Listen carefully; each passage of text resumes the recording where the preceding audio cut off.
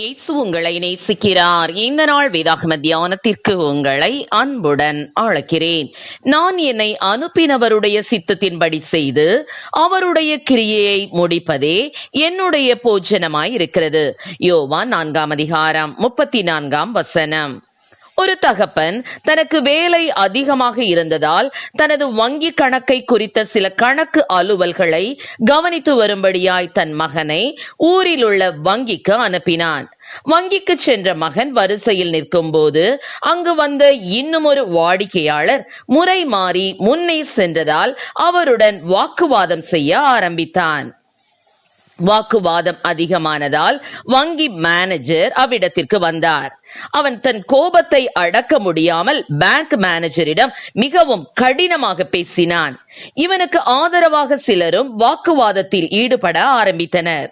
இவர்களால் பேங்கில் கலகம் உண்டாக போகின்றது என அறிந்த மேனேஜர் பேங்கின் பாதுகாப்பிற்காக பேங்கில் உள்ள பாதுகாவலர்கள் மூலமாக அவனை பலவந்தமாக தூக்கி கொண்டு போய் வெளியேற்றினர்.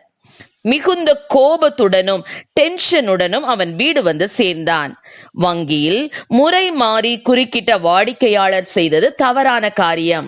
ஆனால் தன் தகப்பனின் வேலையை பார்க்க சென்ற மகன் தன் சுய கௌரவத்தை தந்தையின் வேலையை விட அதிகமாக நினைத்ததால் தந்தை கூறியதை நிறைவேற்ற முடியாதவனாய் வீடு திரும்பினான். ஆம், நீதி நியாயம் குறைந்து கொண்டு செல்லும் இந்த உலகத்திலே பிதாவாகிய தேவனால் நமக்கு கொடுக்கப்பட்ட பணி உண்டு. அந்த வேலையை நிறைவேற்றி முடிப்பதற்கு இந்த உலகில் பல சவால்களை சந்திக்க நேரிடும். அவைகளில் பல அவமானங்கள் கனவீனங்கள் நமக்கு ஏற்படலாம். அந்த வேளைகளில் நாம் நம் சுய கௌரவத்தை மேன்மைப்படுத்தினால் தேவனுடைய சித்தத்தை நாம் நிறைவேற்ற முடியாது. இயேசு சொன்னார், நான் என்னை அனுப்பின பிதாவாகிய தேவனுடைய சித்தத்தின்படி செய்து அவருடைய கிரியையை முடிப்பதே என்னுடைய போஜனமாயிருக்கிறது என்று.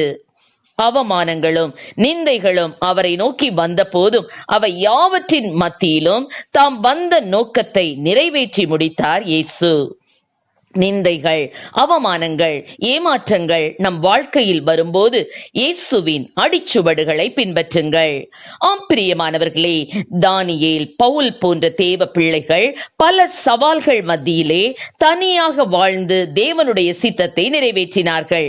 ஸ்தேவான் என்னும் வாலிபன் தன் இளம் வயதிலேயே இரத்த சாட்சியாக மரித்தான். நீங்களும் கூட கர்த்தருக்கு சித்தமானால் காரணம் இல்லாமல் உங்களை அவமானப்படுத்துபவர்கள் மத்தியிலும் தவறே செய்யாமல் பாடுகளை பட வேண்டிய சூழ்நிலையிலும் நீங்கள் இளைப்புள்ளவர்களாய் உங்கள் ஆத்துமாக்களில் சோர்ந்து போகாத படிக்கு தமக்கு விரோதமாய் பாவிகளால் செய்யப்பட்ட இவ்விதமான விபரீதங்களை சகித்த இயேசுவை நினைத்துக் கொள்ளுங்கள்.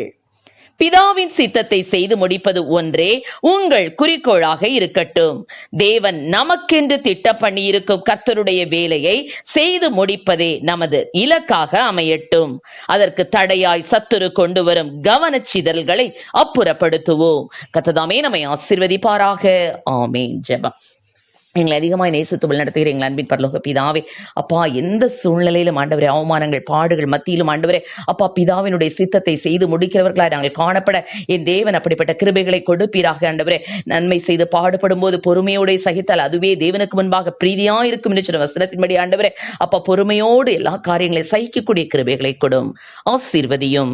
இயேசுவின் நாமத்திலே ஜெபிக்கிறோம் நல்ல பிதாவே. ஆமென்.